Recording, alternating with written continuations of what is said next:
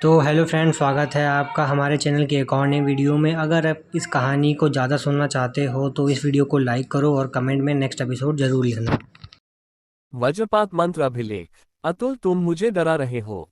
तुम्हें क्या लगता है तुम सोमदत्त चाचा के बेटे हो तो मैं तुम्हें कुछ नहीं करूंगा।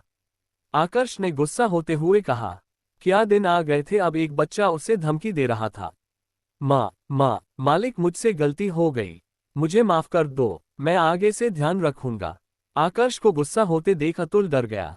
वह भी यह बात अच्छे से जानता था कि आकर्ष सिर्फ उसके पिता सोमदत्त की वजह से चुप है।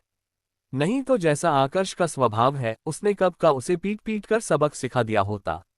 बस, आकर्ष ने अतुल को चुप कराते हुए कहा। उसने अपने उंगली से एक अंगूठी निकाली और अतुल को देते हुए कहा, तुम्हारे उंगली में जो अंगूठी है वह मुझे दे दो और मेरी यह अंगूठी अपनी उंगली में पहन लो। आकर्ष की बात सुनकर अतुल अपने उंगली में पहनी हुई सोने की अंगूठी की ओर देखने लगा। आकर्ष उसे उसकी सोने की अंगूठी के बदले अपनी पीतल की अंगूठी दे रहा था। वह कोई मूर्ख नहीं था कि इस घाटे के सौदे के लिए मान जाता। उसने डरते हुए कहा, मालिक, यह अंगूठी मेरे दादाजी ने मुझे मेरे पिछले जन्मदिन पर उपहार में दी थी। मैं इससे, अगर तुम अपनी अंगूठी मेरे अंगूठी के साथ बदलना नहीं चाहते तो यहां से जा सकते हो, पर बाद में यह मत कहना कि मैंने तुम्हारी मदद नहीं की। आकर्ष ने आसमान की ओर देखते हुए कहा। अतुल मूर्खों की तरह बातें जरूर करता था, लेकिन वह मूर्ख नहीं था। वह तुरंत समझ गया कि जरूर इस अंगूठी में कुछ तो विशेष बात है। उसने धीमी आवाज में पूछा ताकि उसकी आवाज कोई और ना सुन सके, मालिक, इस अंगूठी में कुछ विशेष बात है क्या? बिल्कुल, मेरी इस अंगूठी की मदद से तुम विनय को बहुत आसानी से हरा सकते हो। मैं तो तुम्हारी मदद कर रहा था, लेकिन तुम मेरी मदद लेना ही नहीं चाहते। आकर्ष ने अपने कमरे में जाने का दिखावा करते हुए कहा। नहीं नहीं, मुझे आपकी मदद चाहिए। मैंने कब कहा कि मैं अपनी अंगूठी आपको नहीं दूंगा? लगता है आपको कोई गलतफहमी हुई है। मैं तो बस ये पूछ रहा था कि इस अंगूठी में क्या विशेष है। क्या इस पर कोई मंत्र अभिलेख इस्तेमाल किया गया है? अतुल ने कहा। तुम मंत्र अभिलेख के बारे में जानते हो? आकर्ष ने हैरान होते हुए पूछा। उसे नहीं लगा था कि अतुल जैसा मूर्ख लड़का मंत्र अभिलेखों के बारे में जानता होगा। हाँ, वो जब मैं अपने दादाजी के घर पर था तो मैंने वहां उनकी किताबों में मंत्रकारों के बारे में पढ़ा था। उन्हीं किताबों से मुझे पता चला कि मंत्रकार अपने आभूषणों जैसे अंगूठी और कड़े पर मंत्र अभिलेख का इस्तेमाल करते हैं। कुछ मंत्रकार तो अपने हथियारों पर भी मंत्र अभिलेख का इस्तेमाल करते हैं ताकि सभी की नजरों से छुपकर अपने दुश्मनों को खत्म कर सके। अतुल ने कहा। अंधे के हाथ बटेर लगना मैंने आज तक सिर्फ सुना था, लेकिन आज देख भी लिया। मूर्खों की किस्मत वास्तव में बहुत अच्छी होती है, आकर्ष ने मजाकिया अंदाज में कहा। अब उसने अपनी वह अंगूठी अतुल को दी और कहा, यह मत सोचना कि तुम्हारी अंगूठी सोने की है इसलिए मैं इसे अपने पास रखना चाहता हूं। तुम चाहो तो विनय को हराने के बाद अपनी यह अंगूठी वापस ले जा सकते हो।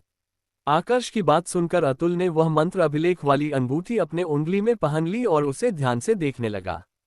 कुछ देर अंगूठी को देखने के बाद उसने आकर्ष से पूछा, मालिक, मैं तो बस मजाक कर रहा था, पर क्या सच में इस अंगूठी पर मंत्र अभिलेख का इस्तेमाल किया हुआ है?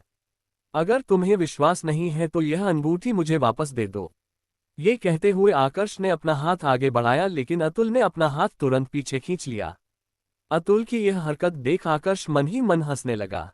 आकर्ष ने कुछ दिन पहले ही इस अंगूठी पर मंत्र अभिलेख का इस्तेमाल किया था ताकि वह श्रीकांत को हरा सके, पर किसे पता था कि श्रीकांत मुकाबले से पहले चक्र मध्य मंडल में प्रवेश कर लेगा। आकर्ष ने इस अंगूठी पर जिस मंत्र अभिलेख का इस्तेमाल किया था वह केवल शारीरिक मंडल के योद्धाओं को हरा सकता था। चक्र मध्य मंडल के योद्धाओं को नियंत्रण में करने की क्षमता इस मंत्र अभिलेख में नहीं थी, इसलिए उसने यह अंगूठी अतुल को दी थी ताकि उसके कुछ काम आ जाए। वैसे भी आकर्ष अब इतना शक्तिशाली हो गया था कि शारीरिक मंडल का कोई भी योद्धा उसे हरा नहीं सकता था। वैसे मालिक, आप एक मंत्रकार को कैसे जानते हैं? अतुल ने उत्सुक होकर पूछा। तुम्हें इस बारे में जानने की कोई भी आवश्यकता नहीं है, अब तुम जा सकते हो। और हाँ, याद रखना, श्रीकांत के चक्र मध्य मंडल में प्रवेश करने की बात किसी को भी पता नहीं चलनी चाहिए। मेरी माँ को तो बिल्कुल भी नहीं। अगर उन्हें इस बारे में पता चला तो तुम जानते हो तुम्हारे साथ क्या होगा। आकर्ष ने अपने कमरे में जाते हुए कहा। वो अपने कमरे का दरवाजा बंद करने वाला ही था, तभी अतुल ने उसे रोक दिया। अब तुम्हें क्या चाहिए? आकर्ष ने पूछा। वो मालिक, आपने ये तो बताया ही नहीं कि इस अंगूठी का इस्तेमाल कैसे करना है। अतुल ने शर्मिंदा होकर हंसते हुए कहा। क्यों? क्या तुमने अपने दादाजी की उन किताबों में मंत्र अभिलेखों का इस्तेमाल कैसे करना है इस बारे में नहीं पढ़ा? आकर्ष ने गुस्सा होते हुए पूछा। उसने जल्दी से अतुल को अंगूठी का इस्तेमाल करना सिखाया और कमरे से बाहर निकालकर दरवाजा बंद कर दिया। अब वो सोचने लगा कि मुकाबले को कैसे जीतेगा। श्रीकांत ने चक्र मध्य मंडल में प्रवेश कर लिया है, ये वास्तव में चिंता का विषय था। वो अभी जिन मंत्र अभिलेखों की रचना कर सकता था वह चक्र मध्य मंडल के योद्धाओं को हानि पहुंचाने में सक्षम नहीं थे। चक्र मध्य मंडल के योद्धाओं को हराने के लिए उसे जिस मंत्र अभिलेख की जरूरत थी वो केवल आंतरिक ऊर्जा के साथ ही बनाया जा सकता था। आकर्ष इस समय शारीरिक मंडल में था, इसलिए उसके पास खुद की आंतरिक ऊर्जा नहीं थी। उस मंत्र अभिलेख को बनाने के लिए वह किसी चक्र मध्य मंडल के योद्धा की मदद ले सकता था, लेकिन इसके लिए उस चक्र मध्य मंडल के योद्धा को मंत्र अभिलेखों के बारे में पूरी जानकारी होनी आवश्यक थी। लेकिन वो किसी भी ऐसे चक्र मध्य मंडल के योद्धा को नहीं जानता था जिसको मंत्रों के बारे में जानकारी हो। वह खुद शारीरिक मंडल में होते हुए मंत्र अभिलेखों का निर्माण इसलिए कर सकता था क्योंकि उसके पास लक्ष्य की यादें थी। लक्ष्य और उसकी यादें इस प्रकार एक दूसरे के साथ मिल गई थी कि जैसे लक्ष्य और आकर्ष दो अलग अलग व्यक्ति नहीं, एक ही व्यक्ति हो। लगता है श्रीकांत को हराने के लिए अब मुझे अपने आप पर ही निर्भर होना होगा, आकर्ष ने अपने आप से कहा। शायद अब केवल सर्पशक्ति ही थी जो उसकी मदद कर सकती थी। सिर्फ रफ्तार के बल पर ही वो श्रीकांत को हरा सकता था। उसने अतुल को श्रीकांत के चक्र मध्य मंडल में प्रवेश करने के बारे में किसी को भी बताने से इसलिए मना किया था क्योंकि वह नहीं चाहता था कि इसके बारे में उसकी मां को पता चले, क्योंकि अगर उसकी मां को इस बारे में पता चल जाता है तो वह किसी भी कीमत पर आकर्ष को यह मुकाबला नहीं करने देगी। वहीं दूसरी तरफ आहूजा परिवार इस बात को इसलिए छुपा रहा था क्योंकि वह किसी भी कीमत पर आकर्ष को खत्म करना चाहते थे। तुम मुझे खत्म करना चाहते हो ना? बस मुकाबले तक इंतजार करो, फिर देखते हैं कौन किसको खत्म करता है, आकर्ष ने एक कर्कश आवाज में कहा। इधर अतुल आकर्ष से अंगूठी मिलने के बाद तुरंत मिश्रा परिवार के युद्धगृह में आया और विनय को मुकाबला के लिए पूछा।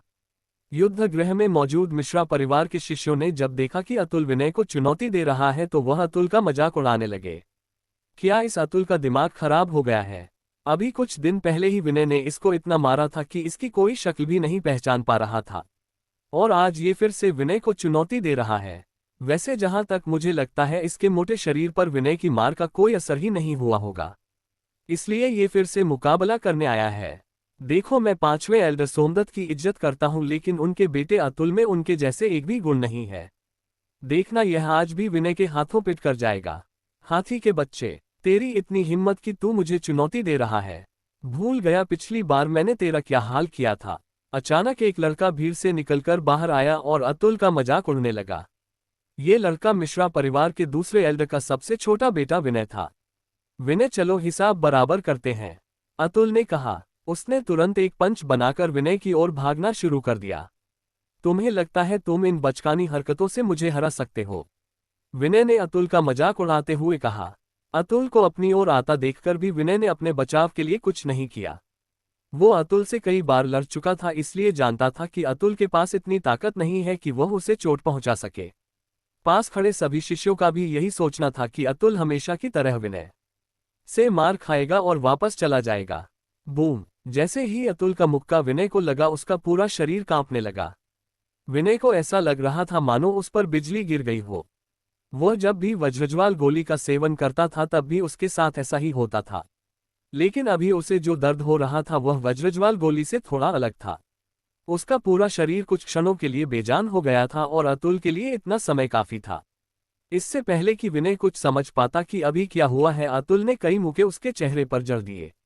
असल में जैसे ही अतुल का मुक्का विनय को छूने वाला था, उसी वक्त अतुल ने वज्रपात मंत्र अभिलेख वाली अंगूठी को सक्रिय कर दिया था। बस फिर क्या था, boom boom boom boom boom, एक के बाद एक विनय पर मुक्कों की बारिश होने लगी। युद्धगृह में बिल्कुल सन्नाटा छा गया था। सभी शिष्यों को अपनी आंखों के सामने के दृश्य पर विश्वास नहीं हो पा रहा था। कोई मुझे बताएगा ये क्या हो रहा है? यह अतुल ही है ना? इस हाथी के बच्चे में इतनी ताकत कब से आ गई कि यह विनय को मारने लगा? एक शिष्य ने चिल्लाते हुए कहा, पर किसी का भी ध्यान उसकी बात पर नहीं था। वो सब तो बस अपनी आंखें साफ कर रहे थे और बार बार अतुल की तरफ देख रहे थे। उन्हें विश्वास नहीं हो रहा था कि यह अतुल ही है। बस बस करो, रुक जाओ, विनय ने दर्द भरे स्वर में कहा। अतुल के मुक्कों की वजह से उसका पूरा शरीर दर्द कर रहा था। वह रहम की भीख नहीं मांगना चाहता था, लेकिन वह मजबूर था। अगर वह अतुल को रुकने को नहीं कहता तो उसे गंभीर चोट भी लग सकती थी। क्या तुम मुझे फिर कभी हाथी का बच्चा कहोगे? अतुल ने पूछा। उसने विनय पर बिल्कुल भी दया नहीं दिखाई थी। सवाल पूछते वक्त भी उसने अपना एक पैर विनय की चोट पर रखा हुआ था, जिस कारण विनय दर्द से कराह रहा था। उसने दर्द भरी आवाज में कहा, नहीं, कभी नहीं, मैं तुम्हें कभी भी हाथी का बच्चा नहीं कहूंगा। अब से तुम मुझे जब भी देखोगे मुझे बड़े भैया अतुल कहोगे। अतुल ने कहा, जी बिल्कुल, मैं अब से आपको बड़ा भाई अतुल कहूंगा। क्या अब आप अपना पेट? विनय ने कहा। एक बुद्धिमान व्यक्ति हमेशा सही समय का इंतजार करता है। विनय इस समय जख्मी था, इसलिए अतुल उसे जैसा कह रहा था वह बिल्कुल वैसा ही कर रहा था। उसे बस अपने जख्मों के ठीक होने तक का इंतजार करना था, फिर वो आसानी से अतुल से बदला ले सकता था। पर एक बात उसे अभी भी समझ नहीं आ रही थी कि वज्रज्वाल गोली लेने के बाद जैसे उसके शरीर में दर्द होता था, वैसा दर्द अतुल के मुंह के मारने से ठीक पहले उससे क्यों हुआ? क्या ये वज्रज्वाल गोली का कोई दुष्प्रभाव था? विनय को सबक सिखाने के बाद अतुल युद्धगृह से निकलकर सीधा आकर्ष के घर की ओर चल पड़ा। मालिक का दिया वज्रपात मंत्र अभिलेख कमाल का है। विनय को ऐसा ही लग रहा होगा कि उसके शरीर पर उस बिजली का गिरना, उसके शरीर का बेजान होना और वो असहनीय दर्द सब वज्रज्वाल गोली के दुष्प्रभाव होंगे। वह कभी इस बात का पता नहीं लगा पाएगा कि यह सब वज्रपात मंत्र अभिलेख के कारण हुआ है। अतुल ने हंसते हुए कहा। आकर्ष इस समय दिया के साथ उक्कू की तलवार से तलवारबाजी का अभ्यास कर रहा था। मालिक, तभी उसे घर के बाहर से अतुल की आवाज सुनाई दी। ये फिर से आ गया, इसे कुछ और काम नहीं है क्या? दिया, तुम अभ्यास करो, मैं बस अभी आया, आकर्ष ने दिया से कहा और घर से बाहर अतुल से मिलने चला गया। बताओ अतुल, अब तुम्हें क्या चाहिए? तुमने मुझसे मदद मांगी थी, मैंने तुम्हारी मदद कर दी। अगर अब भी तुम विनय को हरा नहीं पाए हो तो मैं कुछ नहीं कर सकता, आकर्ष ने कहा। मालिक, आपकी अंगूठी। अतुल ने जल्दी से अपनी उंगली से वो पीतल की अंगूठी निकाली और आकर्ष को देते हुए कहा। आकर्ष को लगा कि शायद अतुल को उसकी सोने की अंगूठी वापस चाहिए, इसलिए वो उस सोने की अंगूठी को वापस देने लगा, लेकिन अतुल ने वह अंगूठी लेने से मना कर दिया। इसका क्या मतलब? कहीं तुम्हें ऐसा तो नहीं लग रहा कि मैंने तुम्हारी अंगूठी बदल दी है? आकर्ष ने पूछा। नहीं नहीं, मुझे आप पर पूरा विश्वास है मालिक। वो बात यह है कि मैंने आज विनय को बहुत मारा है। जितना मैं उसे जानता हूं वह इसका बदला लेने जरूर आएगा। मैं बस इतना चाहता हूं कि आप अपने उस मंत्रकार दोस्त से कहकर इस सोने की अंगूठी पर कोई मंत्र अभिलेख लगवा दीजिए। आपने आज सुबह मुझे जो वज्रपात मंत्र अभिलेख दिया था, अगर आप वह मंत्र अभिलेख मेरी इस सोने की अंगूठी पर भी लगवा दे तो और भी ज्यादा अच्छा रहेगा। अतुल ने शर्मिंदा होकर हंसते हुए कहा। अमीरजादा अतुल। अतुल की बात सुनकर आकर्ष का गुस्सा 7वें आसमान पर पहुंच गया। उसने अतुल को डांट लगाते हुए कहा, तुम्हें क्या लगता है मंत्र अभिलेख कोई खिलौने हैं जिन्हें तुम जैसे चाहो इस्तेमाल कर सकते हो, या फिर तुम्हें ऐसा लगता है कि उनकी कोई कीमत नहीं है? तुम्हें पता है तुमने आज जिस वज्रपात मंत्र अभिलेख का इस्तेमाल विनय पर किया था उसकी कीमत 30 चांदी के सिक्के थी। इससे एक मंत्र अभिलेख हासिल करने के लिए मुझे कितनी मुसीबतों का सामना करना पड़ा था, इसका तुम्हें अंदाजा भी नहीं है। तुमने अभी तक इस मंत्र अभिलेख के पैसे भी मुझे नहीं दिए और तुम चाहते हो कि मैं तुम्हें एक और मंत्र अभिलेख दूं। आकर्ष ने अतुल को डराने के लिए कुछ बातें झूठ जरूर बोली थी, पर यह बात बिल्कुल सच थी कि मंत्र अभिलेख बनाने के लिए पानी की तरह पैसा बहाना पड़ता है। उसने जो वज्रपात मंत्र अभिलेख अतुल को दिया था वो सबसे निम्न श्रेणी का मंत्र अभिलेख था, लेकिन फिर भी उसकी कीमत 30 चांदी के सिक्के थी। मध्यम और उच्च श्रेणी के जो मंत्र अभिलेख थे उनकी कीमत तो 1 लाख चांदी के सिक्कों से भी ज्यादा थी। आकर्ष ने अतुल को वज्रपात मंत्र अभिलेख की कीमत इसलिए बताई थी क्योंकि उसे लगा था कि कीमत सुनकर अतुल डर जाएगा और उससे एक और मंत्र अभिलेख नहीं मांगेगा। अतुल के पिता सोमदत्त का मासिक वेतन 20 चांदी के सिक्कों से भी कम था। जब उसके पिता के पास भी पर्याप्त चांदी के सिक्के नहीं थे तो उसके पास इतने सिक्के कहां से होंगे? लेकिन आकर्ष के अंदाजे के विपरीत मंत्र अभिलेख की कीमत सुनकर अतुल हंसने लगा। उसने तुरंत अपनी जेब से एक चांदी के सिक्कों से भरी थैली निकाली और आकर्ष को देते हुए कहा, मालिक, आपको पहले बताना चाहिए था कि मंत्र अभिलेख की कीमत क्या है। जब तक कोई मुश्किल पैसों से हल हो सकती है मुझे कोई दिक्कत नहीं है। इस थैली में लगभग 800 चांदी के सिक्के हैं। क्या अब आप अपने उस मंत्रकार दोस्त से कहकर मेरे लिए कुछ मंत्र अभिलेख बनवा सकते हैं? अतुल का सवाल सुनकर आकर्ष हैरानी से उसकी ओर देखने लगा। वो इस बात को लेकर पूरा निश्चित था कि अतुल ने अभी उसको जो चांदी के सिक्के दिए हैं वो सोमदत्त ने उसको नहीं दिए हैं। अभिजीत के मुकाबले के समय सोमदत्त ने जो शर्त लगाई थी उससे केवल उसको 500 चांदी के सिक्के मिले थे। अगर उसकी पूरी पूंजी को एकत्रित भी किया जाए तो वह 1500 चांदी के सिक्कों से ज्यादा नहीं होगी। आकर्ष ने उन चांदी के सिक्कों को ध्यान से देखते हुए पूछा, अतुल तुम्हें इतने ज्यादा चांदी के सिक्के कहाँ से मिले? कहीं तुमने यह विनय से तो नहीं लिए?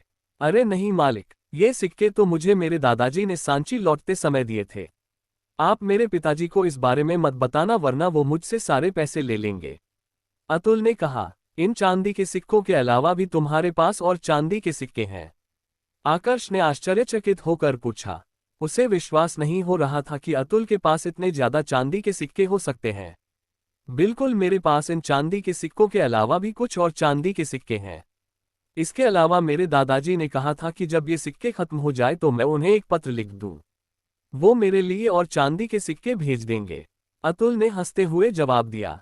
उसका जवाब सुनकर आकर्ष और भी ज्यादा हैरान था।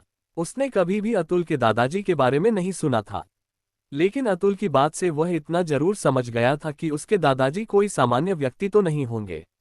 जहां तक उसे पुराने वाले आकर्ष की यादों से पता चला था, आज से लगभग 7 साल पहले किसी बीमारी की वजह से अतुल की मां की मृत्यु हो गई थी। उस समय अतुल बहुत छोटा था, इसलिए उसके दादाजी उसे अपने साथ सांची से बाहर लेकर चले गए थे। उस दिन के बाद वो अतुल से वापस दिया के साथ बाजार जाते समय मिला था। तुमने एक बात तो सही कही, पैसों से सारी मुश्किलों को हल किया जा सकता है। तुम एक काम करो, मैं तुम्हें कुछ सामग्रियों का नाम लिखकर देता हूँ। तुम बाजार जाओ और वो सारी सामग्रियां खरीद कर लेकर आओ। उन सामग्रियों से मैं तुम्हारे लिए तुम जितने कहोगे उतने वज्रपात मंत्र अभिलेख बना दूंगा। और अभी जो चांदी के सिक्के तुमने मुझे दिए हैं, यह मंत्र अभिलेखों को बनाने के लिए मेरी फीस होगी। क्या कहते हो? आकर्ष ने अतुल के कंधे पर हाथ रखते हुए पूछा। आपने अभी कहा कि आप मेरे लिए वज्रपात मंत्र अभिलेख बनाओगे। क्या इसका मतलब आपने जो अंगूठी वाला वज्रपात मंत्र अभिलेख मुझे दिया था वह आपने खुद बनाया था? अतुल ने पूछा। तुम्हें इससे क्या फर्क पड़ता है कि मंत्र अभिलेख में बनाऊं या कोई और? तुम्हारे लिए तो इतना ही काफी है कि तुम्हें मंत्र अभिलेख मिल रहे हैं। इतना कहकर आकर्ष ने वह सिक्कों से भरी थैली अपनी जेब में रख ली। उसने एक कागज लिया और उस पर कुछ सामग्रियों का नाम लिखकर अतुल को देते हुए कहा, मैंने सभी सामग्रियों के अलग अलग समूह बनाए हैं। हर एक समूह से एक मंत्र अभिलेख बनेगा। याद रखना, एक भी सामग्री कम नहीं होनी चाहिए। अगर कम हुई तो मंत्र अभिलेख नहीं बन पाएगा और अगर बना तो भी उसका प्रभाव उतना नहीं होगा। ठीक है मालिक, मैं इसका विशेष ध्यान रखूंगा कि कोई भी सामग्री पीछे ना छूटे। अतुल ने कागज लेते हुए कहा। लेकिन कागज लेने के बाद भी वह वहां से नहीं गया। आकर्ष तुरंत समझ गया कि अतुल जरूर कुछ कहना चाहता है। अगर तुम कुछ कहना चाहते हो तो जल्दी कहो। मेरे पास इतना समय नहीं है कि मैं पूरे दिन यहाँ खड़े होकर तुम्हारे बोलने का इंतजार करूं। आकर्ष ने कहा। वो मालिक, मैं पूछ रहा था कि क्या मैं आपसे मंत्र अभिलेख बनाना सीख सकता हूँ? आकर्ष ने उसके सवाल का कोई जवाब नहीं दिया। आकर्ष को चुप देख अतुल ने जल्दी से अपनी बात आगे जारी रखते हुए कहा, मैं आपको इसके बदले पैसे दूंगा। मेरा मतलब, अगर आप मुझे मंत्र अभिलेख बनाना सिखाएंगे तो मैं आपको उसकी फीस दूंगा। अतुल ने जल्दी से अपना कथन सही करते हुए कहा, फीस? पैसों का नाम सुनते ही आकर्ष की आंखों में एक अलग चमक आ गई। उसके पास इस समय सबसे ज्यादा कमी पैसों की थी। हालांकि उसे वरिष्ठ से 30,000 चांदी के सिक्के मिले थे, लेकिन वो उसके लिए पर्याप्त नहीं थे। एक बार जब वह चक्र मध्य मंडल में प्रवेश कर लेगा तो यह चांदी के सिक्के कुछ ही दिनों में खत्म होने वाले थे। उसे वैद्य, हथियार शिल्पकार, मंत्रकार और योद्धा चारों के स्तरों को आगे बढ़ाना था और इसके लिए उसे बहुत ज्यादा धन की आवश्यकता थी। हालांकि बाकी तीनों के स्तर उसके योद्धा के स्तर के साथ अपने आप जागृत होने वाले थे, लेकिन वैद्य के लिए उसे अलग अलग प्रकार की जड़ी बूटियां, हथियार शिल्पकार के लिए अलग अलग प्रकार की धातुएं और मंत्रकार के लिए अलग अलग प्रकार के मणियों व द्रव्यों आवश्यकता थी, जिन्हें बिना धन के खरीदना नामुमकिन था। ठीक है, जब तुम इतना कह रहे हो तो मैं तुम्हें मंत्र अभिलेख बनाना सिखाऊंगा, लेकिन रोजाना सिर्फ आधा घंटा।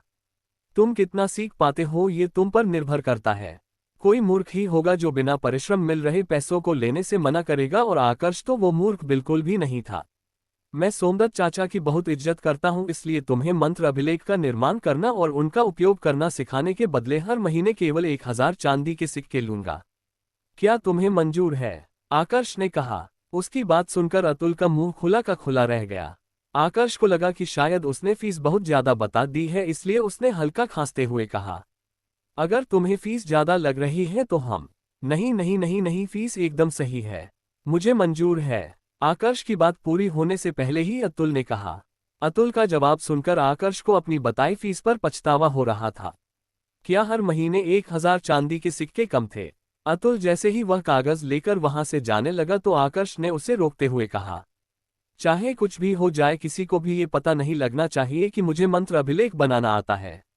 अगर तुमने किसी के भी सामने अपना मुंह खोला तो मैं न सिर्फ तुम्हें सिखाना बंद कर दूंगा बल्कि मेरे अगले मंत्र अभिलेख का शिकार भी तुम्हें ही बनाऊंगा। आप चिंता मत करो मालिक, आपका ये राज हमेशा मेरे सीने में ही दफन रहेगा। अतुल ने अपने सीने पर हाथ रखते हुए कहा। अतुल इस समय बहुत ज्यादा खुश था। अब उसे कोई भी परेशान नहीं कर सकता था जब तक कि उसके पास मंत्र अभिलेख है। उसने सोच लिया था कि वो आकर्ष से कहकर 10 से भी ज्यादा मंत्र अभिलेख तैयार करवाएगा ताकि समय आने पर उनका इस्तेमाल कर सके। मेरी किस्मत वास्तव में बहुत अच्छी है। मैंने आकर्ष को अपना मालिक बनाकर एकदम सही किया है। वो ना सिर्फ ताकतवर है बल्कि मंत्र अभिलेख बनाना भी जानता है। मुझे यकीन है कि वो एक दिन पूरे सांची को अपने नियंत्रण में कर लेगा। अगर मैं उसके साथ रहा तो क्या पता सांची का एक हिस्सा मेरे नियंत्रण में भी हो। अतुल ने खुशी से उछलते हुए कहा। अतुल के जाने के बाद आकर्ष भी वापस दिया के पास आ गया और उसे तलवारबाजी सिखाने लगा। पिछले 2 महीनों में दिया तलवारबाजी में काफी कुशल हो गई थी, लेकिन अभी भी उसकी तलवारबाजी में कुछ कमियां थी। इसलिए आकर्ष ने दिया का हाथ पकड़ा और उसे उन कमियों को कैसे सुधारा जाए इस बारे में बताने लगा। वो दोनों इस समय एक दूसरे के इतने करीब खड़े थे कि उन दोनों के शरीर परस्पर स्पर्श हो रहे थे। यह क्या हो रहा है?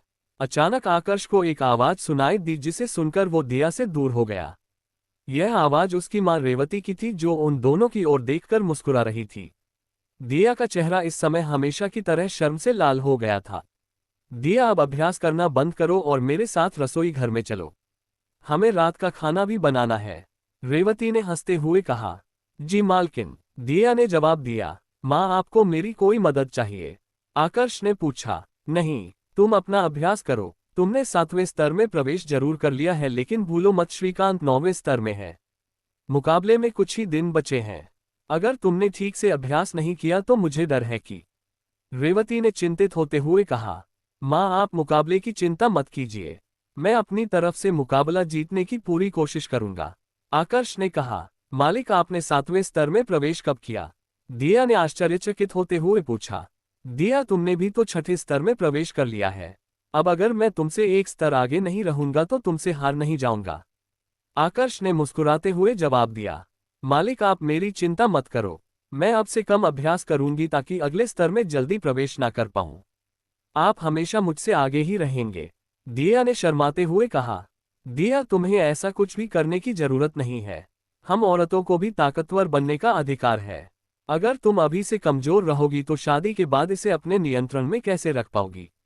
रेवती ने मजाकिया अंदाज में कहा। उसकी बात सुनकर दिया का चेहरा शर्म से और भी ज्यादा लाल हो गया। उसने जल्दी से रेवती के हाथ से सामान लिया और भागकर रसोई घर में चली गई। आकर्ष, अपने अभ्यास पर अच्छे से ध्यान दो, रेवती ने रसोई घर में जाते हुए कहा। रेवती और दिया दोनों के वहां से जाने के बाद आकर्ष फिर से अभ्यास करने लगा। वो जितना हो सके सर्पशक्ति का अभ्यास कर रहा था जिस कारण न सिर्फ उसका शरीर लचीला हो गया था बल्कि उसकी रफ्तार भी बहुत तेज हो गई थी। लेकिन आकर्ष अभी भी संतुष्ट नहीं था, उसे अभी भी बहुत ज्यादा अभ्यास की जरूरत थी।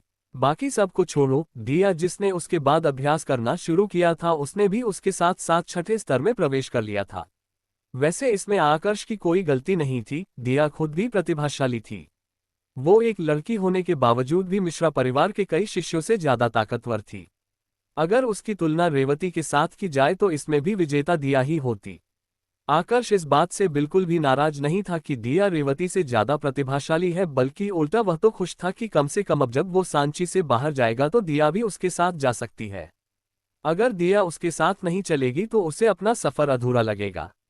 जल्दी ही खाना तैयार हो गया और पूरा परिवार एक साथ बैठकर खाना खाने लगा। उसका छोटा सा परिवार इस समय बहुत खुश था, लेकिन ठीक इसी समय मिश्रा परिवार के दूसरे एल्डर अनुज के घर में।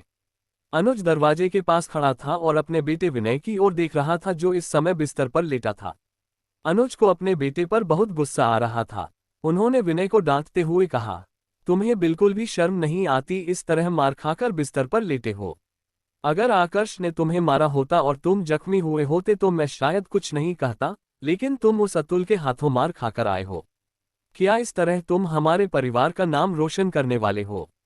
पिताजी, मैं आपको कई बार बता चुका हूं और अभी भी कह रहा हूं कि यह सब वज्रज्वाल गोली के कारण हुआ है। उस गोली के दुष्प्रभाव के कारण ही मैं अतुल से हारा हूं, वरना यह बात तो आप भी अच्छे से जानते हैं कि अतुल में इतनी शक्ति नहीं है कि वह मुझे हरा दे। विनय ने अपनी सफाई पेश करते हुए कहा। अब तुम झूठ भी बोल रहे हो।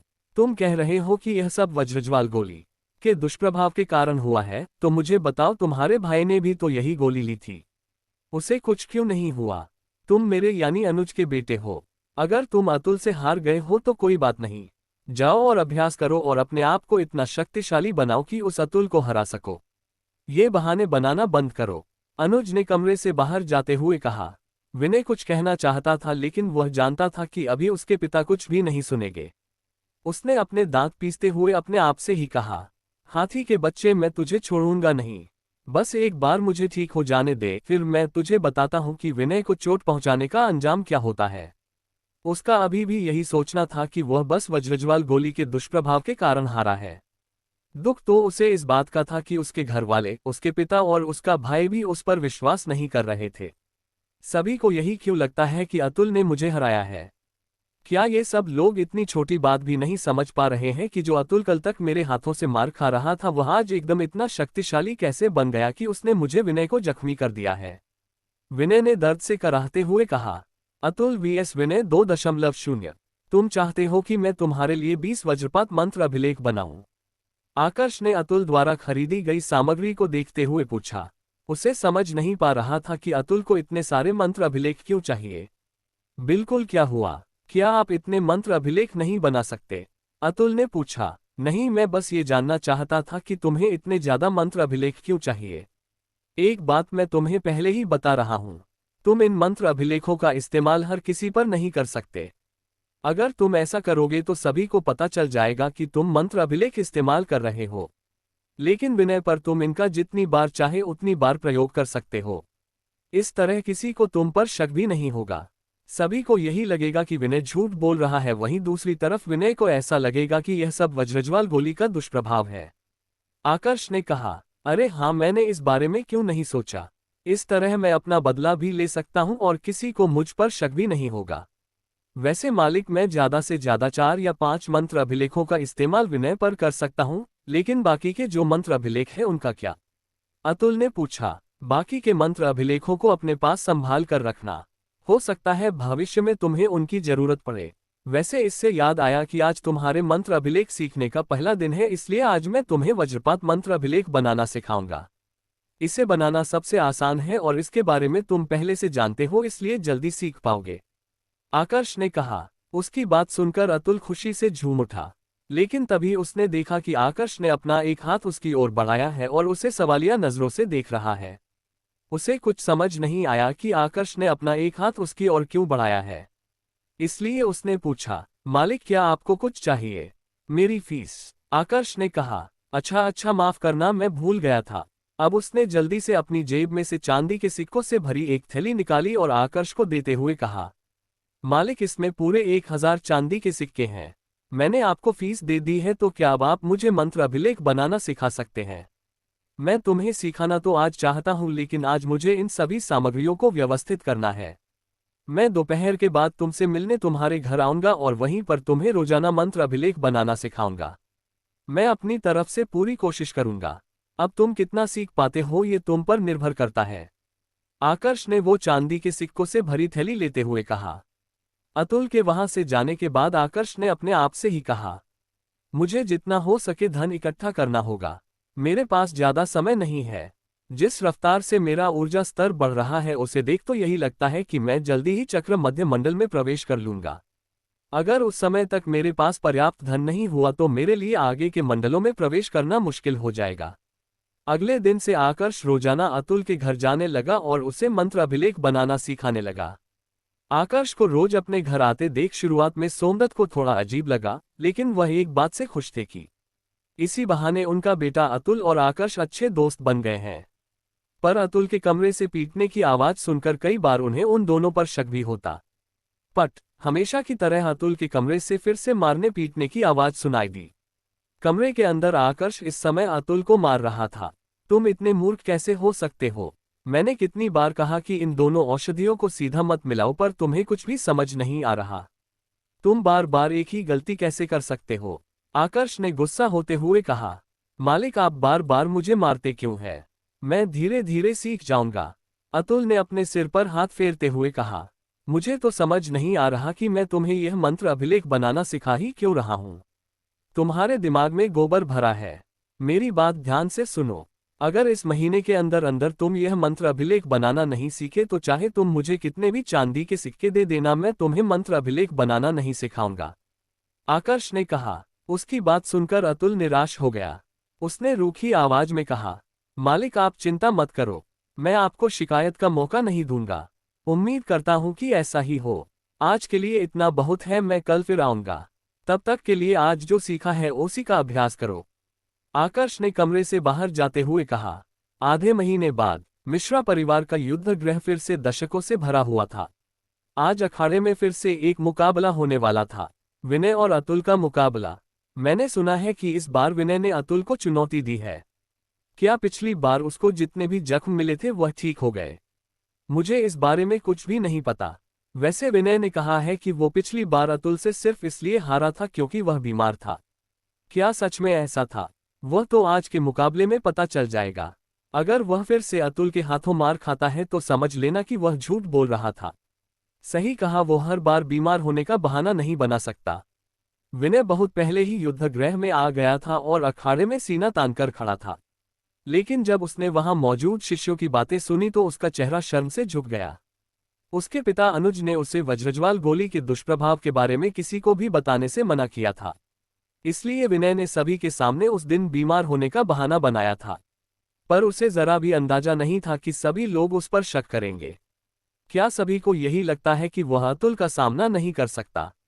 अतुल, मैं इस बेइज्जती का बदला लेकर रहूंगा। आज मैं तुम्हें इतना मारूंगा कि तुम आधे महीने तक बिस्तर से उठ नहीं पाओगे। विनय ने अपने दांत पीसते हुए कहा। देखो, अतुल आ गया है। अचानक एक शिष्य की आवाज सभी के कानों में पड़ी। युद्धगृह के प्रवेश द्वार पर अतुल दो लोगों के पीछे खड़ा था, जैसे उनका नौकर हो। वो दोनों लोग कोई और नहीं बल्कि आकर्ष और दिया थे। मैंने सुना है कि अतुल ने आकर्ष को अपना मालिक घोषित किया है। एक दूसरे परिवार के लड़के को अपना मालिक बनाना, इस अतुल ने हमारी नाक कटवा दी है। तुम लोग सिर्फ धीमी आवाज में ही बात कर सकते हो। अगर तुम्हारे अंदर हिम्मत है तो आकर्ष के सामने ये सारी बातें बोलकर दिखाओ। सही कहा, आकर्ष भले ही मिश्रा परिवार का शिष्य नहीं है, लेकिन उसने हमारे मिश्रा परिवार का नाम कई बार रोशन किया है। उसी की वजह से आहूजा परिवार अब मिश्रा परिवार का सामना करने से डरता है। वैसे तुम लोगों को याद है ना, आकर्ष और श्रीकांत का मुकाबला कल है। क्या आकर्ष आहूजा परिवार के महल में यह मुकाबला करने जाएगा? आकर्ष ने भी सभी शिष्यों की यह बातें सुनी थी, लेकिन उसने उन सभी को नजरअंदाज किया। उसने अतुल की ओर देखते हुए कहा, यह बस एक मुकाबला है, उसे ज्यादा चोट मत पहुंचाना। उसे अपनी हार स्वीकार करने का मौका देना। अगर तुमने उसे फिर से घायल किया तो मुझे डर है कि दूसरे एल्डर अनुज तुम्हारे पिता सोमदत्त के पास शिकायत करने जाएंगे। ये मुकाबला सिर्फ तुम दोनों के बीच में है, इसलिए बड़ों को इसमें ना घसीटो हो तो ही अच्छा है। उसकी बात सुनकर अतुल ने तुरंत सहमति में अपना सिर हिलाया। वह अगर किसी की सबसे ज्यादा इज्जत करता था तो वो था आकर्ष। अब अतुल ने अखाड़े में प्रवेश किया और विनय की ओर देखते हुए कहा, विनय, तुम्हारी चोट तो काफी जल्दी ठीक हो गई, पर चिंता मत करो, मैं तुम्हें फिर से कुछ नई चोटें देने वाला हूं। तुम्हारी तो अतुल, मैं तुझे छोड़ूंगा नहीं। आज मैं उन सभी जख्मों का बदला लूंगा जो आधे महीने पहले तुमने मुझे दिए थे, विनय ने कर्कश आवाज में कहा। उसका चेहरा गुस्से से पूरा लाल हो गया था। मेरे मालिक ने मुझसे कहा है कि मैं तुम्हें ज्यादा चोट ना पहुंचाऊं, वरना, अतुल ने हंसते हुए कहा। उसका जवाब सुनकर विनय ने अपना संयम खो दिया। अतुल की बातें हर बार उसे उकसा रही थी। बाघ का पंजा, विनय ने गुस्से में अतुल की ओर भागते हुए कहा। बाघ के पंजे का नाम सुनकर आकर्ष को याद आया कि रवि ने भी इसी युद्ध कला का अभ्यास कर रखा था। लेकिन विनय के बाघ के पंजे और रवि के बाघ के पंजे में थोड़ा अंतर था। विनय इस युद्ध कला के अंतिम चरण में था, यानी वह जैसे चाहे इस युद्ध कला का प्रयोग कर सकता था। जैसे ही विनय का मुक्का अतुल को लगने वाला था, अतुल ने अपना हाथ आगे बढ़ाया और मंत्र अभिलेख को सक्रिय कर दिया। अचानक सभी दर्शकों के सामने आधे महीने पहले का वही दृश्य फिर से प्रकट हो गया जब अतुल ने विनय को हराया था। विनय का पूरा शरीर पिछली बार की तरह अपनी जगह पर रुक गया। उसके शरीर में फिर से दर्द होने लगा जैसे उस पर बिजली गिर गई हो। विनय कुछ समझ पाता उससे पहले ही अतुल ने एक मुक्का मारकर उसे अखाड़े के दूसरे हिस्से में पटक दिया। पूरे युद्धगृह में सन्नाटा छा गया। दर्शकों में कुछ ऐसे शिष्य भी मौजूद थे जिन्होंने अतुल और विनय के पिछले मुकाबले को देखा था। आज का ये मुकाबला भी उन्हें पिछले मुकाबले के जैसा ही लग रहा था। सब कुछ समान था। नहीं, यह नहीं हो सकता। ऐसा कैसे हो सकता है? जैसे ही उन दोनों का मुकाबला खत्म हुआ था वैसे ही विनय के शरीर का सारा दर्द भी गायब हो गया था। उसके साथ अभी जो कुछ हुआ था उसे उस पर विश्वास नहीं हो रहा था। अगर आधे महीने पहले अतुल की किस्मत अच्छी थी तो आज क्या था? आज उसे फिर से वह दर्द महसूस क्यों हुआ? क्या यह मात्र एक संयोग था? आज तो मैंने तुम पर दया दिखाई है, लेकिन अगर तुम इसी तरह मुझे चुनौती देते रहे तो मैं वादा करता हूं कि अगली बार कोई भी दया नहीं दिखाऊंगा, अतुल ने विनय को चेतावनी देते हुए कहा। इसके बाद वह अखाड़े से बाहर आया और आकर्ष के पास जाकर खड़ा हो गया। मालिक, जैसा आपने कहा था मैंने विनय को ज्यादा चोट नहीं पहुंचाई। क्या अब तो आप मानेंगे कि मैं आपके लिए वफादार हूं? अतुल ने आकर्ष से पूछा, लेकिन आकर्ष ने कोई जवाब नहीं दिया। उसे चुप देख अतुल ने दिया की ओर देखते हुए कहा, मालकिन आपको मेरा मुकाबला कैसा लगा? मेरी गिनती भी अब मिश्रा परिवार के ताकतवर योद्धाओं में हो सकती है ना? अतुल के मुंह से अपने लिए मालकिन शब्द सुनकर दिया ने अपना चेहरा झुका लिया। वह इस समय शर्मा रही थी क्योंकि आकर्ष अतुल का मालिक था।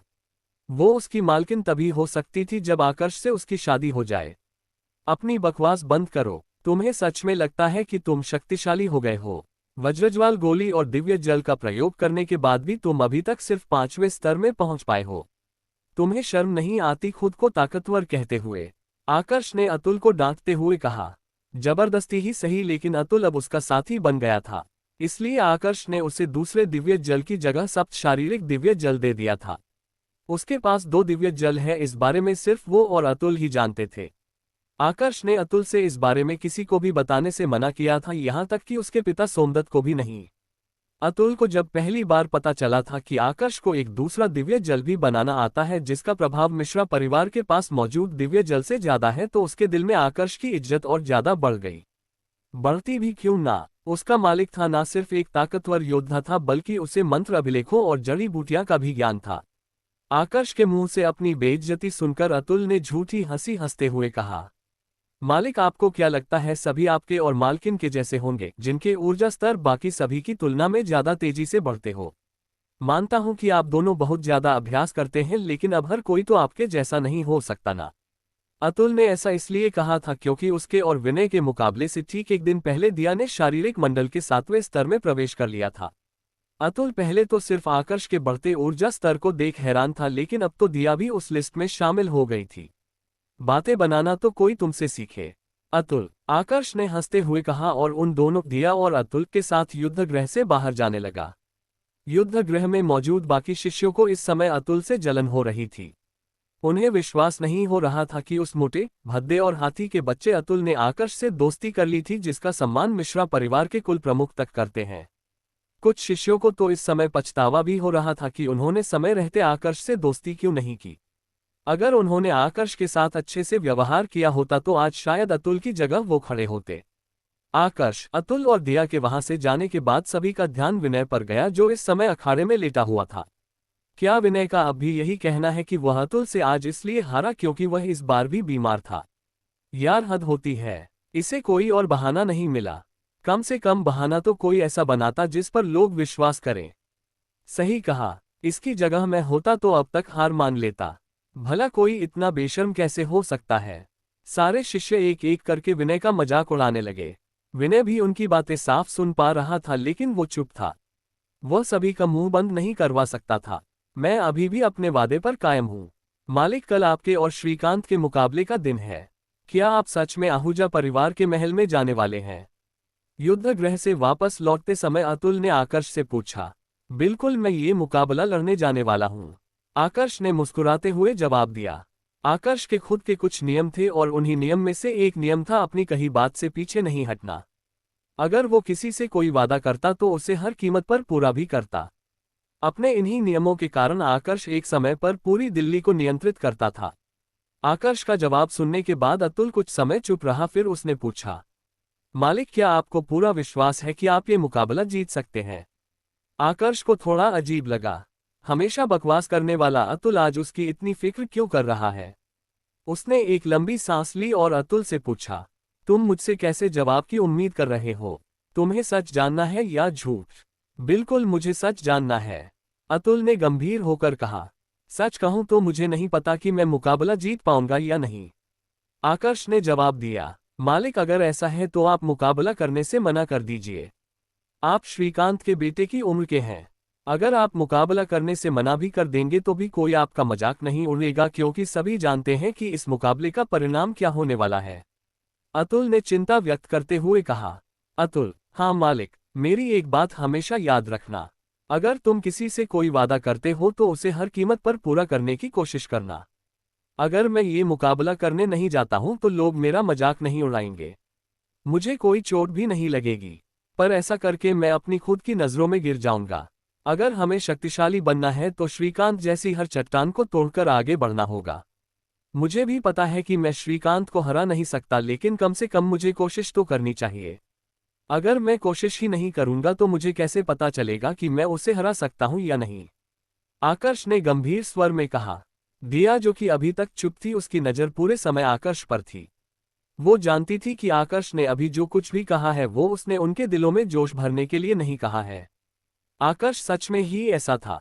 चाहे रवि से मुकाबला करने के समय हो या अभिजीत से मुकाबला करने के समय, ये जानते हुए कि उसका प्रतिद्वंद्वी उससे ज्यादा ताकतवर है, आकर्ष ने फिर भी उन्हें हरा कर दिखाया था। शायद यही कारण था कि वह आकर्ष को पसंद भी करती थी। मालिक एक बात तो मैं अच्छे से समझ गया हूं कि आपको बातों में कोई नहीं हरा सकता, पर मैं तो आपको अभी भी यही कहूंगा कि श्रीकांत के साथ मुकाबला ना करें। आप जानते हैं ना कि श्रीकांत चक्रमध्य। यह क्या बकवास कर रहे हो? तुम बस अपना ध्यान रखो, मुझे मत सिखाओ कि मुझे क्या करना चाहिए और क्या नहीं, अतुल के बात पूरी करने से पहले ही आकर्ष ने उसे डांटते हुए कहा। आकर्ष को गुस्सा होते देख अतुल तुरंत समझ गया कि आकर्ष ने उसे चुप क्यों करवाया है।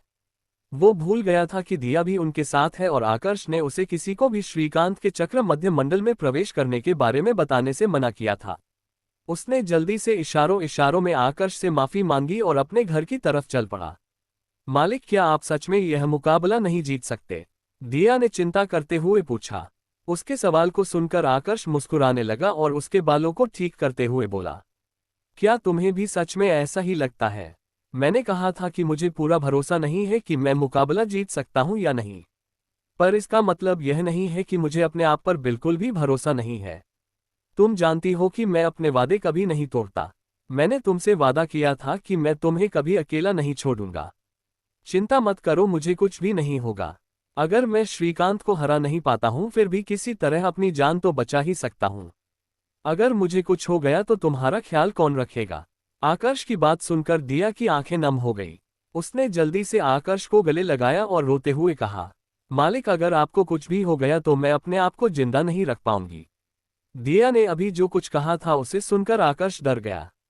अगर किसी का दिल पत्थर का होता तो उसका दिल भी अभी दिया ने जो कुछ कहा था उसे सुनकर पिघल जाता।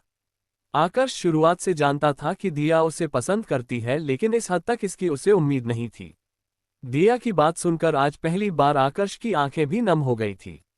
उसने धीरे से दिया की पीठ थपथपाते हुए पूछा, दिया क्या तुम्हें भी मुझ पर भरोसा नहीं है?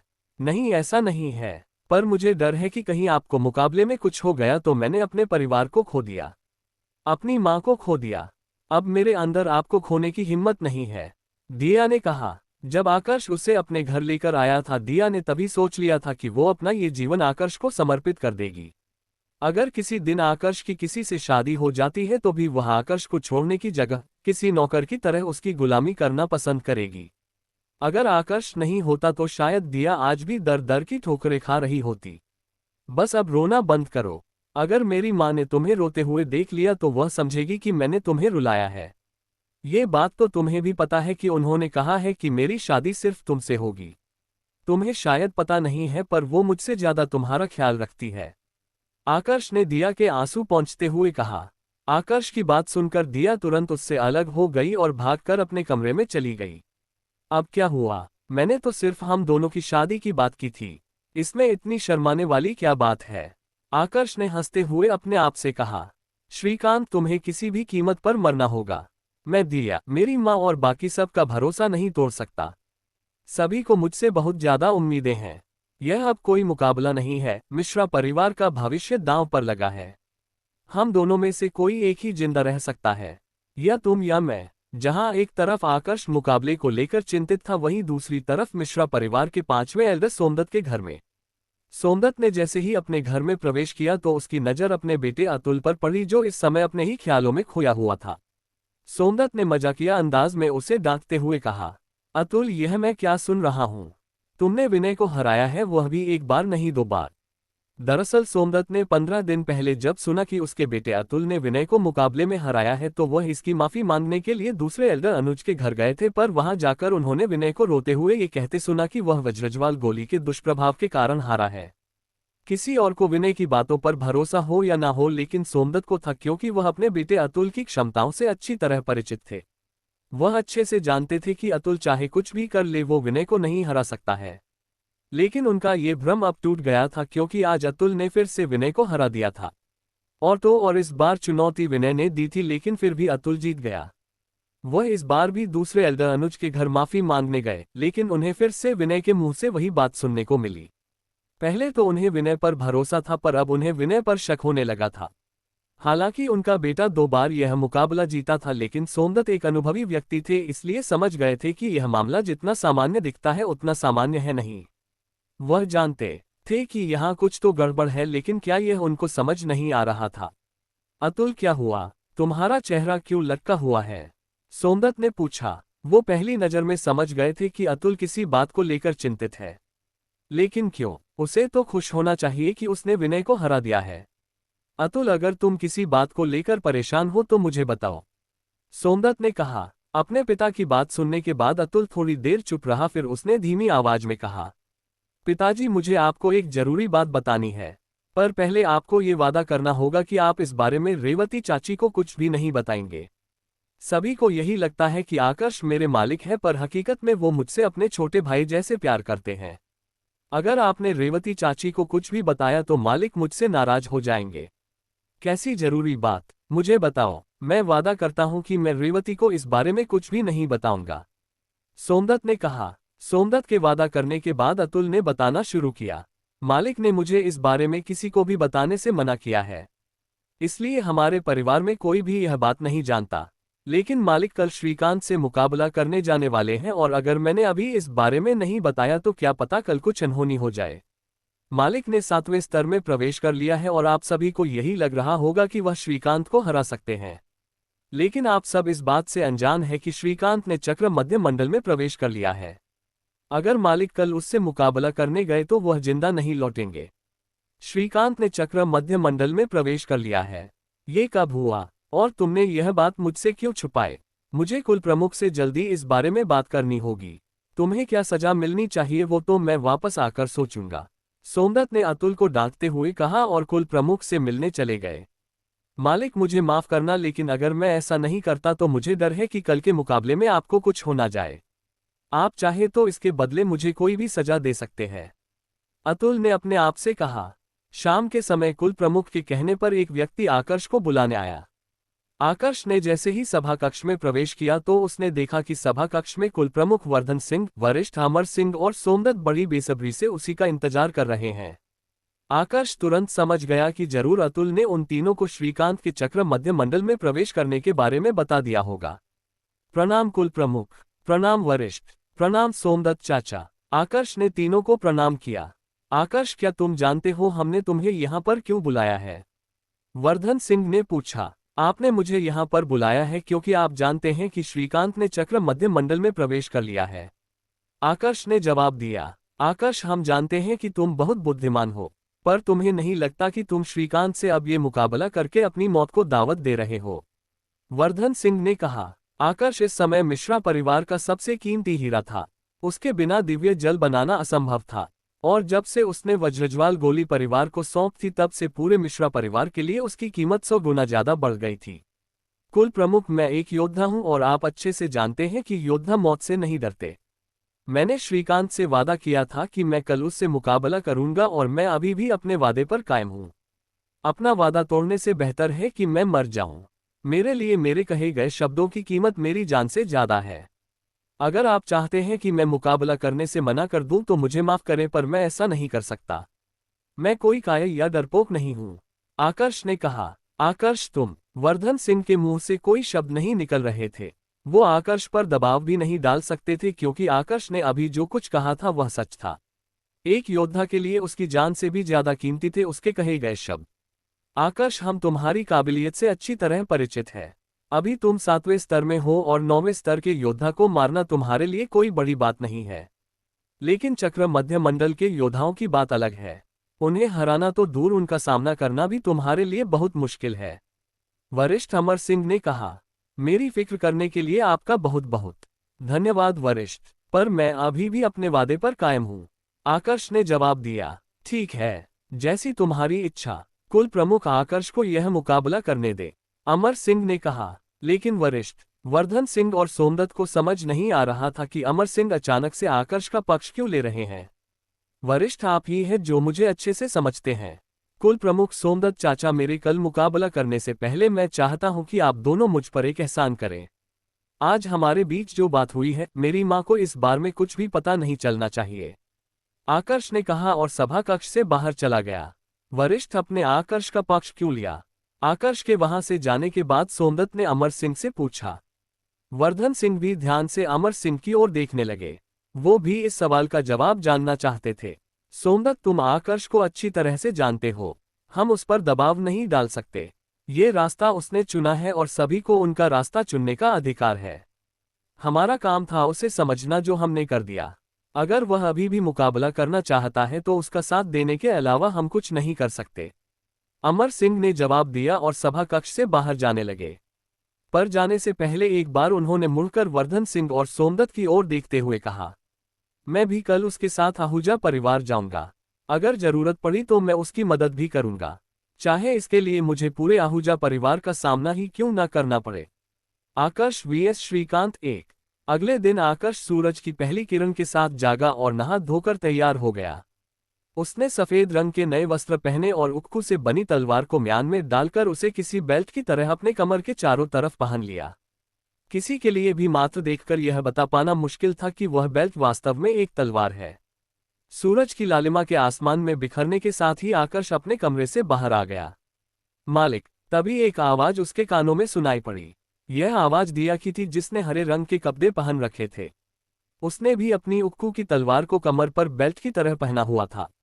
आकर्ष ने जब उसकी ओर देखा तो उसे देखता ही रह गया।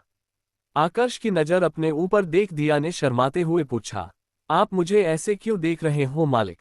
तुम इतनी सुंदर हो, क्या मुझे तुम्हें नहीं देखना चाहिए? तुम्हारे होने वाले पति की हैसियत से मेरा इतना अधिकार तो बनता है ना? उद्धरण चिन्ह। आकर्ष ने शरारती ढंग से जवाब दिया। आकर्ष का जवाब सुनकर दिया का चेहरा हमेशा की तरह शर्म से लाल हो गया। उसको आकर्ष से ऐसे किसी जवाब की उम्मीद नहीं थी। यह आकर्ष उस आकर्ष से बिल्कुल अलग था जिसने उसे चांदी के सिक्के दिए थे। दिया ने जल्दी से बात बदलते हुए आकर्ष से कहा, मालकिन, और मैंने आपके लिए सुबह जल्दी उठकर नाश्ता तैयार कर दिया था। मालकिन ने आपको मुकाबला करने से पहले नाश्ता करने को कहा है। आकर्ष समझ गया कि दिया उन दोनों की शादी के बारे में ज्यादा बात नहीं करना चाहती, इसलिए वो जल्दी से दिया के साथ खाना खाने आ गया। अपनी मां को वहां पर न देखकर आकर्ष ने इस बारे में दिया से पूछा। वो मालकिन आपके साथ खाना खाना चाहती थी, लेकिन कुल प्रमुख ने उनको मिलने बुलाया था, इसलिए उन्हें जाना पड़ा। दिया ने कहा, कुल प्रमुख ने बुलाया था? आकर्ष अच्छे से जानता था कि कुल प्रमुख ने उसकी मां को क्यों बुलाया है, इसलिए उसने दिया से कहा, वरिष्ठ और बाकी सब मिलकर मेरे मुकाबले के लिए कुछ तैयारियां कर रहे हैं, इसलिए मेरी मां को आने में समय लगेगा। तब तक हम खाना खा लेते हैं। खाना खाने के बाद आकर्ष ने दिया से कहा, दिया, जब हम आहूजा परिवार के महल में पहुंच जाएं तो तुम मेरी मां के पास रहना। एक पल के लिए भी उनकी आंखों से ओझल मत होना। जी मालिक, दिया ने अपना सिर सहमति में हिलाते हुए कहा। अब वह दोनों आहूजा परिवार के महल के लिए रवाना हो गए। हमेशा की तरह आज भी दिया ने काफी लोगों का ध्यान अपनी ओर आकर्षित किया था, लेकिन आकर्ष ने सभी को नजरअंदाज किया क्योंकि अब उसको इसकी आदत हो गई थी। वो दोनों सबसे पहले मिश्रा परिवार के बाजार में आए, फिर आहूजा परिवार के बाजार से होते हुए सीधे आहूजा परिवार के महल में पहुंच गए। महल तक का रास्ता आज लोगों से पूरा भरा हुआ था। जैसे ही उन लोगों ने आकर्ष को आते देखा तो उसे अखाड़े की ओर जाने का रास्ता देने लगे। यही वो लड़का आकर्ष है जिसने श्रीकांत को चुनौती दी है ना? मुझे नहीं लगा था कि यह मुकाबला करने आएगा। मैंने तो तुमसे पहले ही कहा था। आकर्ष ने सभी के सामने अंकुश को जान से मारा था। जब उसे उस समय आहूजा परिवार से डर नहीं लगा तो अब श्रीकांत से मुकाबला करने में उसे डर क्यों लगेगा? पर तुम्हें भी यह समझना चाहिए कि श्रीकांत और अंकुश दोनों के बीच में दिन रात का अंतर है। अंकुश जैसे 100 योद्धा मिलकर भी श्रीकांत का मुकाबला नहीं कर सकते। जैसे जैसे आकर्ष और दिया अखाड़े की ओर बढ़ रहे थे, पूरे सांची के लोग भी उनके पीछे पीछे आ रहे थे। आहूजा परिवार के बाजार से लेकर उनके महल तक की सारी गलियां, सारे रास्ते लोगों से भरे हुए थे और अभी भी लोगों का आना जारी था। कुछ देर में वो दोनों आहूजा परिवार के युद्धगृह के दरवाजे पर पहुंच गए। युद्धगृह भी दर्शकों से इस समय खचाखच भरा हुआ था। दर्शकों के साथ युद्धगृह में मिश्रा परिवार के सभी एल्डर्स और कुल प्रमुख भी मौजूद थे, सिर्फ 7वें एल्डर अमन को छोड़कर। सभी एल्डर्स और कुल प्रमुख को मेरा प्रणाम। आकर्ष और दिया ने जल्दी से सभी को प्रणाम किया। आकर्ष उन सबको वहां पर देखकर बिल्कुल भी हैरान नहीं था, क्योंकि वो जानता था कि वह सब उसका मुकाबला देखने आएंगे और हो सके तो उसकी मदद भी करेंगे। आकर्ष भले ही हैरान नहीं था, लेकिन दर्शकों के लिए यह नज़ारा हैरान करने योग्य था। उन्हें समझ नहीं आ रहा था कि आकर्ष तो मिश्रा परिवार का मात्र एक शिष्य है, फिर उसका मुकाबला देखने पूरा मिश्रा परिवार, यहां तक कि सभी एल्डर्स और कुल प्रमुख कैसे आए हैं। सभी दर्शक धीमी आवाज में एक दूसरे से इस बारे में चर्चा करने लगे। लगता है आकर्ष मिश्रा परिवार का मात्र एक शिष्य नहीं है। देखो तो आहूजा परिवार के कुल प्रमुख खुद ये मुकाबला देखने आए हैं। ना सिर्फ कुल प्रमुख बल्कि बाकी सभी एल्डर्स भी मौजूद हैं। अगर यह सिर्फ एक शिष्य होता तो ये सब यहाँ पर क्यों आते? हालात देखकर तो ऐसा ही लगता है कि यह मुकाबला आकर्ष और श्रीकांत के बीच में नहीं बल्कि आहूजा परिवार और मिश्रा परिवार के बीच में है। युद्धगृह में पहुंचकर आकर्ष ने सबसे पहले दिया को अपनी मां के पास भेजा, फिर अखाड़े की ओर देखते हुए एक गर्जना की। श्रीकांत, 3 महीने का समय पूरा हो गया है। तुम अभी तक अखाड़े में नहीं आए हो, कहीं ऐसा तो नहीं कि तुम्हें मुकाबला करने से डर लग रहा है? आकर्ष की आवाज इतनी तेज थी कि पूरे आहूजा परिवार के महल में उसकी आवाज गूंज रही थी। मैं एक बच्चे से डर जाऊंगा, मेरे इतने बुरे दिन भी नहीं आए। श्रीकांत ने आहूजा परिवार के महल से बाहर आते हुए कहा। उसके साथ इस समय आहूजा परिवार के कुछ और लोग भी थे, जिनमें से एक को आकर्ष अच्छे से पहचानता था। वो व्यक्ति था अभय आहूजा, आहूजा परिवार का कुल प्रमुख। श्रीकांत के साथ बाकी जितने भी लोग थे, आकर्ष उन सभी को पहचानता तो नहीं था, पर उसने कहीं ना कहीं उन सभी को देखा जरूर था। लेकिन एक चेहरा ऐसा भी था जो आकर्ष के लिए बिल्कुल नया था। ये व्यक्ति अभय आहूजा से आगे चल रहा था और बाकी सभी लोग उसे सम्मान की दृष्टि से देख रहे थे, यहां तक कि कुल प्रमुख अभय आहूजा भी। जल्दी ही आकर्ष को अपने सवाल का जवाब मिल गया जब उसने लोगों की बातें सुनी। देखो, आज आहूजा परिवार के वरिष्ठ भी यह मुकाबला देखने आए हैं। तुम सबको कुछ अजीब नहीं लगता? पहले मिश्रा परिवार के सभी एल्डर्स और कुल प्रमुख और अब आहूजा परिवार के सभी एल्डर्स और कुल प्रमुख, यहां तक कि उनके वरिष्ठ भी यह मुकाबला देखने आए हैं। सही कहा। अगर मिश्रा परिवार के वरिष्ठ भी यहाँ पर मौजूद होते तो एक पल के लिए तो मुझे भी यही लगता कि श्रीकांत और आकर्ष नहीं बल्कि दोनों परिवार एक दूसरे से मुकाबला करने वाले हैं। भीड़ की बातें सुनने के बाद आकर्ष को पता चला कि जिस व्यक्ति का सभी आहूजा परिवार के सभी लोग सम्मान कर रहे हैं वह असल में आहूजा परिवार के वरिष्ठ हैं। आकर्ष ने जब आहूजा परिवार के वरिष्ठ की ओर देखा तो उसने पाया कि वरिष्ठ की दृष्टि पहले से ही उस पर है, लेकिन आकर्ष उनकी दृष्टि के पीछे छुपे कत्ल के भाव को देख पा रहा था। वो खुद एक समय पर हत्यारा था, इसलिए उसके लिए इस प्रकार के कत्ल के भाव को पहचानना कोई बड़ी बात नहीं थी। थोड़ी देर आकर्ष को देखने के बाद आहूजा परिवार के वरिष्ठ ने आसमान की ओर देखते हुए कहा, अमर सिंह, जब तुम यहाँ पर आ ही गए हो तो सभी के सामने क्यों नहीं आते? लगता है तुम्हारे ऊर्जा स्तर में फिर से वृद्धि हुई है। दुर्जन सिंह, अचानक अमर सिंह ने सभी के सामने आते हुए कहा। प्रणाम वरिष्ठ। अचानक अमर सिंह को आया देख मिश्रा परिवार के सभी सदस्य एक साथ खड़े हुए और प्रणाम किया। जो लोग अभी तक अमर सिंह के आने की उम्मीद कर रहे थे उनका इंतजार अब खत्म हो गया था। मुझे यकीन नहीं होता कि मिश्रा परिवार के वरिष्ठ भी यह मुकाबला देखने आए हैं। सिर्फ वही नहीं, गुप्ता परिवार के कुल प्रमुख शशांक और उनकी बेटी सोनाक्षी भी आई है। सभी लोगों को शशांक और उनकी बेटी सोनाक्षी का मुकाबला देखने आना अजीब लग रहा था, विशेषकर सोनाक्षी का। क्योंकि यह मुकाबला आहूजा परिवार और मिश्रा परिवार के बीच में था। गुप्ता परिवार का इससे कोई संबंध नहीं था। ये यहाँ लोगों की बातें सुनने के बाद आकर्ष का ध्यान सोनाक्षी पर गया, जो इस समय उसी की तरफ देख रही थी। उसकी आंखों में उसके लिए फिक्र थी, जिसका कारण आकर्ष को कुछ समझ नहीं आ रहा था। वो दोनों इतने भी करीब नहीं थे कि सोनाक्षी को उसकी चिंता हो। श्रीकांत, चलो मुकाबला शुरू करते हैं। आकर्ष ने सोनाक्षी को नजरअंदाज किया और श्रीकांत की ओर देखते हुए कहा। आकर्ष के इतना कहते ही श्रीकांत अखाड़े में उसके सामने आकर खड़ा हो गया। चक्र मध्य मंडल का पहला स्तर। श्रीकांत ने चक्र मध्य मंडल में प्रवेश कब किया? मिश्रा परिवार के दूसरे एल्डर अनुज ने चौंकते हुए कहा। उनकी बात सुनकर मिश्रा परिवार के बाकी सभी सदस्यों का चेहरा उतर गया।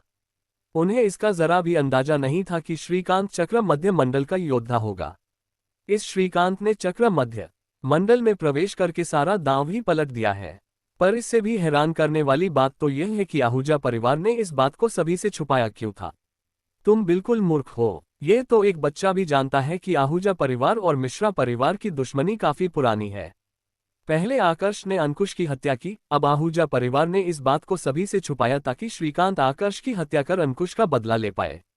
इस समय सबसे ज्यादा परेशान रेवती थी। उसे अंदाजा भी नहीं था कि श्रीकांत इन 3 महीनों में चक्र मध्य मंडल में प्रवेश कर लेगा। वह जल्दी से आकर्ष के पास आए और धीमी आवाज में कहा, आकर्ष, तुम्हें ये मुकाबला करने की कोई भी जरूरत नहीं है। तुम मेरे साथ घर चलो। इससे पहले कि आकर्ष कोई जवाब देता, अभय आहूजा ने बीच में ही हंसते हुए कहा, रेवती, उस दिन तुम्हारा बेटा आकर्ष ही बड़ी बड़ी बातें कर रहा था। ये चुनौती हमने नहीं, तुम्हारे बेटे आकर्ष ने दी है। अब तुम लोग यहाँ से भागना चाहते हो। मैंने तो सुना था कि मिश्रा परिवार के योद्धा मरने से नहीं डरते। लगता है मैंने गलत सुना है। रेवती ने अभय की बात का कोई जवाब नहीं दिया और आकर्ष को वहां से ले जाने लगी। जहां तक उसे पता था, आकर्ष शारीरिक मंडल के 9वें स्तर के योद्धा को तो हरा सकता है, लेकिन चक्र मध्य मंडल के पहले स्तर के योद्धा को हराना उसके लिए नामुमकिन था। रेवती, तुम आकर्ष को यहां से नहीं ले जा सकती। इसे ये मुकाबला लड़ना होगा। आहूजा परिवार के एक एल्डर ने रेवती को रोकते हुए कहा। मिश्रा परिवार के बाकी एल्डर्स आकर्ष की मदद करना चाहते थे, लेकिन इससे पहले कि वह कुछ करे, आहूजा परिवार के सभी एल्डर्स ने उन्हें खड़े होने से रोक दिया। आहूजा परिवार इसके लिए पहले से तैयार था। मैं भी देखती हूं कि आज मुझे आकर्ष को यहां से ले जाने से कौन रोकता है। रेवती ने म्यान से अपनी तलवार निकालते हुए कहा। उसे अपने आप पर इतना तो भरोसा था कि वह अपनी रफ्तार के बल पर अपने सामने खड़े आहूजा परिवार के उस एल्डर को एक झटके में खत्म कर सकती है, लेकिन साथ में वही ये भी जानती थी कि एक बार उसने हमला कर दिया तो यह आगे चलकर युद्ध का रूप ले लेगा। जब तक आहूजा परिवार और मिश्रा परिवार में से कोई एक पूरी तरह से खत्म नहीं हो जाता, तब तक ये युद्ध चलता रहेगा। मां, शांत हो जाए, आकर्ष ने कहा। रेवती अपने बेटे को अच्छे से जानती थी। आकर्ष की आंखों में इस समय बिल्कुल भी डर नहीं था। कुछ देर सोचने के बाद रेवती ने अपनी तलवार वापस म्यान में रख ली, लेकिन उसने सोच लिया था कि अगर उसका बेटा श्रीकांत को नहीं हरा पाता है तो वह खुद अखाड़े में जाकर आकर्ष को बचाएगी। अपने बेटे के लिए वह पूरी दुनिया से दुश्मनी करने को तैयार थी, फिर आहूजा परिवार क्या चीज थी। पिताजी, अब हम क्या करें? श्रीकांत चक्र मध्य मंडल में प्रवेश कर चुका है। आकर्ष चाहे कुछ भी कर ले, वह श्रीकांत को नहीं हरा सकता है। आपको उसकी मदद करनी होगी, सोनाक्षी ने चिंतित होते हुए शशांक से कहा। सोनाक्षी, आज मैं यहाँ सिर्फ एक दर्शक बनकर आया हूँ।